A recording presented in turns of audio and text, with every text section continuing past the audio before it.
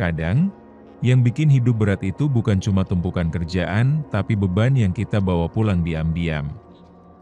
Dan malam itu, ada yang ikut pulang, bukan rasa lelah, tapi sesuatu yang melompat, menggelinding, dan tidak pernah berhenti menatap. Sebelum memulai kisahnya, pasang earphone-mu, biar horornya terasa lebih nyata. Kalau kamu suka cerita kayak gini, jangan lupa like, komen, subscribe, dan share ke teman-temanmu. Lorong Misteri selalu punya kisah yang siap bikin bulu kuduk merinding. Malam itu, Arif adalah satu-satunya karyawan yang masih bertahan di dalam kantor kecilnya di pinggiran kota. Lampu neon berkedip, dan suara jam dinding terdengar lebih nyaring dari biasanya. Jam sudah menunjukkan pukul 11 malam. Arif mengetik cepat sambil sesekali menguap. Dikit lagi kelar, gumamnya. Ia tak tahu, malam itu adalah malam paling panjang dalam hidupnya.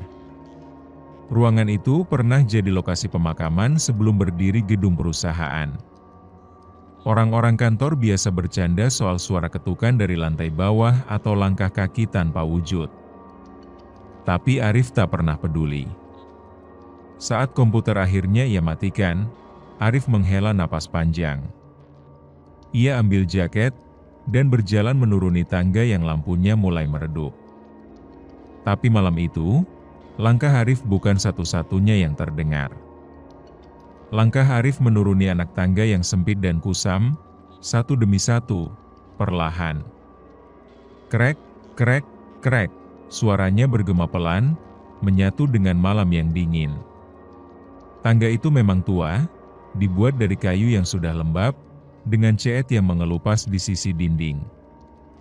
Lampunya kuning pucat, kedap-kedip, membuat bayangan tubuhnya seperti menari di dinding. Tapi saat dia berhenti, suara langkahnya masih terdengar. Arif mengernyit. Menoleh ke atas. Kosong. Mas Dedi, panggilnya ragu. Biasanya, satpam malam suka naik ke atas buat ngecek. Tapi malam itu tak ada jawaban. Ia menoleh lagi ke bawah, dan suara itu berhenti. Krek, krek, dua langkah terakhir, terdengar lebih cepat. Tapi kali ini bukan dari bawah, melainkan dari belakangnya langsung. Arif menelan ludah. Ia berusaha mengabaikannya dan menapakkan kaki ke lantai dasar. Tapi saat kakinya menyentuh lantai, terdengar bunyi benda jatuh dari lantai atas. Bruk! Arif kaget dan menoleh ke atas. Kosong. Tapi kali ini, ia mencium bau tanah basah dan kapur barus. Tangannya mulai gemetar, tapi dia memaksa kaki untuk terus melangkah keluar. Di luar gedung, jalan setapak menuju parkiran motor tampak sunyi dan gelap. Tapi langkah Arif kali ini lebih cepat. Ia tidak sadar, di balik kaca jendela lantai 2, ada sesuatu yang sedang melompat perlahan, mengikuti setiap langkahnya. Arif menyalakan motornya cepat-cepat. Suara starter terdengar sumbang, seperti berontak dari dinginnya malam. Brak! Brak! Brak! 3 kali mencoba, motor itu tak mau menyala. Padahal biasanya, sekali tekan langsung hidup, peluh mulai menetes dari pelipis Arif. Meski malam begitu dingin, leher belakangnya terasa panas. Seperti ada napas yang menyentuh kulitnya. Ia menoleh cepat. Kosong. Hanya jalan setapak yang gelap dan pagar kantor yang berderit pelan. Tapi saat ia melihat kaca spion motornya, ada sosok putih berdiri sekitar 5 meter di belakang. Tubuhnya terbungkus kain kafan lusuh, matanya kosong seperti bolong, dan mulutnya robek sampai telinga. Arif refleks menoleh ke belakang kosong. Tidak ada siapa-siapa. Tapi di kaca spion, sosok itu masih ada. Dan semakin dekat. Arif teriak dalam hati, "Ya Allah, ini apaan?" Tangannya bergetar saat menekan starter lagi. Brak! Motor menyala. Ia langsung tancap gas, membelah malam seperti sedang kabur dari kematian. Tapi entah kenapa, di kaca spion, sosok itu tetap menempel. Melompat, melayang, dan sesekali menyeringai. Jalan yang biasanya ia lewati cuma butuh 10 menit. Tapi malam itu, entah kenapa, rasanya sudah lebih dari 20 menit Arif berkendara. Tapi belokan yang biasa menuju rumah tak kunjung muncul, kanan kiri hanya sawah gelap, pohon bambu yang meliuk ditiup angin, dan suara daun kering yang seolah berbisik. Pulangkan dia, Arif mulai panik. Ia kenal betul daerah ini. Tapi malam ini, semuanya seperti berubah. Ia melirik kaca spion. Pocong itu masih di sana. Melayang tanpa menyentuh tanah. Mulutnya menganga lebar, dan matanya menghitam penuh dendam. Arif memalingkan pandangan. Enggak, ini pasti mimpi, gumamnya. Tapi ketika ia menoleh ke arah jalan, sesosok tubuh putih mendadak melompat ke tengah jalan. Ah! Ia banting setir ke kiri. Motor oleng, rodanya masuk ke tanah becek. Arif terjatuh, berguling ke pinggir sawah. Badannya penuh lumpur. Tapi yang membuatnya tak bisa bergerak adalah ketika ia membuka mata dan melihat kaki terikat kain kafan di sampingnya. Sosok itu berdiri diam, menatapnya dari atas. Perlahan, pocong itu menunduk. Arif ingin lari, ingin menjerit sekeras mungkin. Tapi tubuhnya tak bisa digerakkan. Seolah tanah di bawahnya menahannya untuk tetap di situ. Pocong itu kini menatapnya dari dekat. Jarak wajah mereka tak sampai 1 jengkal. Matanya bukan sekadar bolong, tapi menyimpan kesedihan yang dalam. Arif merasa seperti sedang ditarik masuk ke dalam tatapan itu. Dan tiba-tiba, segala hal yang bukan miliknya muncul di kepalanya. Gambaran sebuah ruang gelap, penuh tumpukan dokumen tua. Seorang pria kurus, mengenakan baju seragam perusahaan, tergeletak di pojokan ruangan dengan mata terbuka menatap langit-langit. "Saya cuma mau pulang, saya capek," suara itu lirih, seperti berbisik dari dalam kepala Arif. "Saya lembur seminggu, enggak digaji, sakit, tapi disuruh kerja, terus saya mati sendiri," Arif menggigil. Suara itu terdengar akrab, seperti berasal dari tempat yang ia tahu. Pocong itu bukan sekadar hantu. Ia pernah hidup, pernah kerja, dan pernah jadi bagian dari kantor yang sama. Perlahan, pocong itu mundur. Tapi sebelum menghilang, ia menunjuk ke dada Arif, lalu ke gedung yang tadi ia tinggalkan. Seakan berkata, "Kalau kamu terus kayak aku, kamu akan mati dengan cara yang sama." Arif akhirnya bisa berdiri dengan lutut gemetar.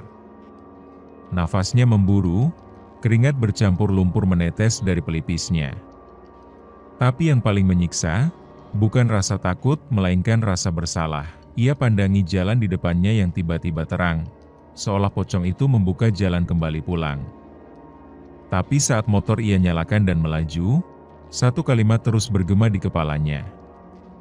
"Belum selesai, belum selesai, belum selesai."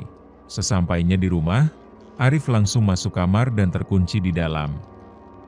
Ia rebah di lantai, tubuhnya lemas. Tapi pikirannya masih dipenuhi potongan-potongan gambaran tadi.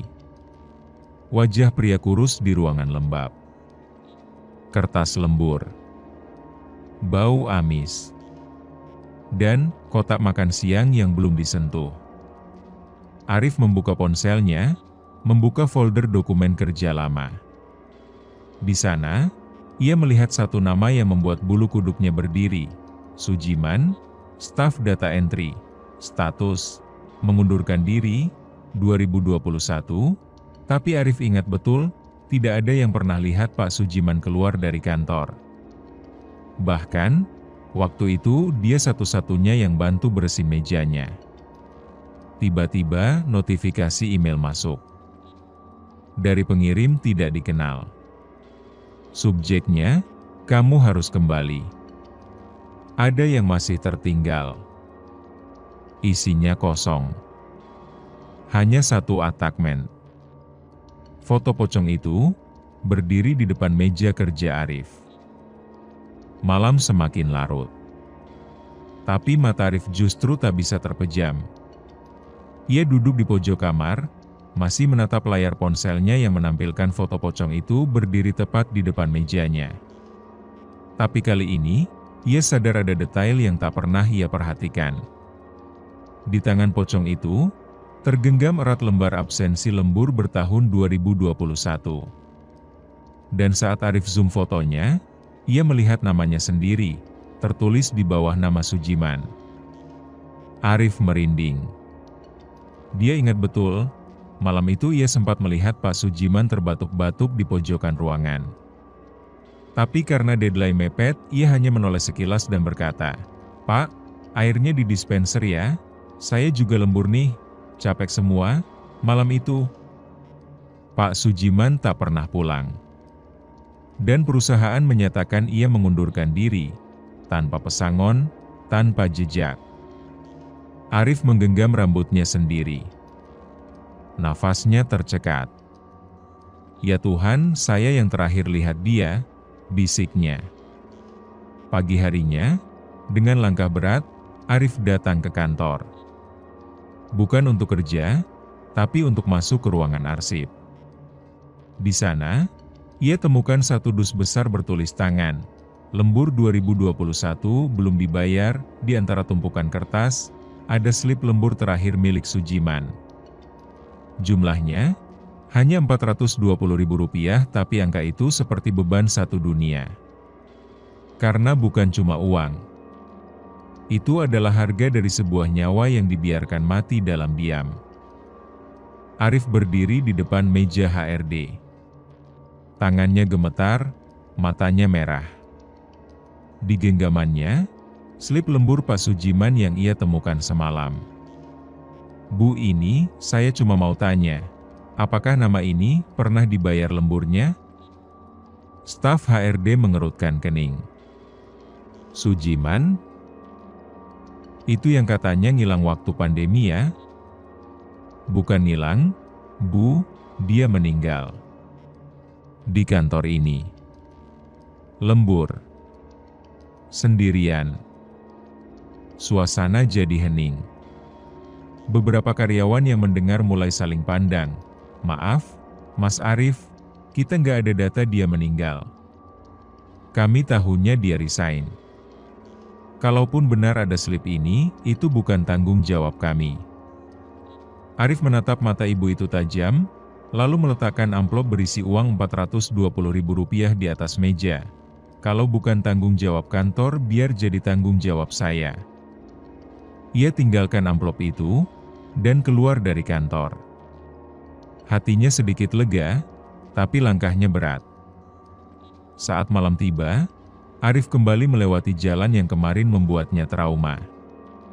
Tapi kali ini, ia berhenti di tengah jalan. Ia letakkan bunga, segelas air putih, dan kotak nasi kecil di bawah pohon bambu. "Pak, saya minta maaf. Dulu saya terlalu sibuk mikirin deadline. Saya nggak lihat Bapak sebagai manusia." Angin berhembus pelan. Arif menoleh ke belakang. Tak ada pocong. Tak ada suara. Tapi di atas kotak nasi itu, ada setitik air, seperti air mata. Dan malam itu, untuk pertama kalinya, Arif bisa tidur tenang. Sudah seminggu berlalu sejak Arif menaruh nasi dan bunga itu di bawah pohon bambu. Malam-malamnya tak lagi dihantui pocong, dan ia pikir semua sudah selesai. Tapi pada suatu pagi, saat hendak berangkat kerja, ia menemukan sesuatu yang membuat langkahnya terhenti. Di atas jok motornya, ada kertas slip lembur. Tapi bukan milik Sujiman. Kali ini, namanya sendiri yang tertulis. Lembur, 38 jam status, belum dibayar tanggal. Seminggu lalu Arif menggenggam slip itu dengan gemetar. Tapi yang membuat darahnya terasa membeku. Di bawah kolom tanda tangan, ada tulisan tangan berbeda, merah samar. Jangan ulangi apa yang sudah kamu tangisi. Sejak hari itu, Arif berhenti lembur. Ia mulai pulang tepat waktu, lebih peduli pada tubuh dan pikirannya sendiri. Ia mulai ngobrol dengan rekan-rekannya, memperhatikan kalau ada yang tampak sakit, lesu, atau terlalu diam. Ia tak ingin mengulang kesalahan. Tak ingin membiarkan orang lain jadi arwah penasaran karena diam-diam dibiarkan mati. Dan setiap kali Arif pulang kerja lebih awal, ia selalu sempatkan menoleh ke arah pohon bambu itu. Tempat ia pernah menangis. Tempat ia pernah meminta maaf. Dan kini, setiap malam, tak ada suara loncatan kain kafan. Tapi ia tahu Pak Sujiman sudah pulang. Dengan tenang. Hidup berjalan seperti biasa. Tapi bagi Arif, ada yang berubah, bukan pada dunia luar, tapi pada cara ia memaknai waktu. Ia tak lagi mengejar angka lembur, tak lagi memburu pengakuan dari atasan. Kini ia lebih memilih pulang lebih awal, menikmati nasi hangat di rumah, mendengar tawa anak tetangga, atau sekadar duduk di teras sambil memejamkan mata. Karena Arif tahu, tidak semua orang beruntung bisa pulang. Beberapa teman kantornya mulai mengikuti langkahnya. Mereka mulai saling jaga, saling tegur jika ada yang terlalu lelah atau sakit tapi memaksa kerja. Dan di sudut kantor, sebuah bingkai kecil dipasang di dinding. Foto Sujiman. Dengan tulisan kecil di bawahnya, kerja keras tak pernah salah. Tapi manusia harus saling jaga. Jangan biarkan satupun dari kita pulang dalam diam. Kadang, Arif masih bermimpi tentang malam itu. Tapi bukan lagi mimpi buruk. Dalam mimpinya, Pak Sujiman berdiri dengan tenang. Tak lagi jadi pocong. Hanya seorang pria tua berkemeja lusuh, tersenyum. Dan sebelum menghilang, ia selalu berkata, "Terima kasih, Nak. Karena kamu, saya bisa pulang, beneran pulang."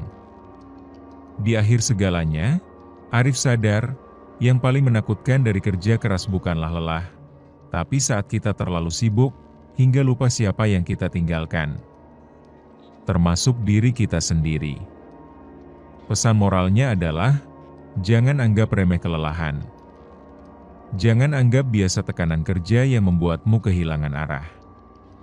Uang bisa dicari, jabatan bisa diganti, tapi nyawa dan waktu tak bisa diulang kembali. Jaga dirimu. Jaga rekan kerjamu.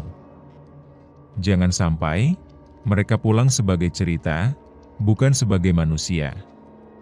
Prime, terima kasih sudah mendengarkan kisah ini sampai habis. Jangan lupa like, komen, subscribe, dan share ke teman-temanmu. Lorong Misteri akan selalu punya kisah yang siap bikin bulu kuduk merinding, dan jika mau request judul cerita, silahkan komen di kolom komentar di bawah. Kami akan buatkan untuk kalian.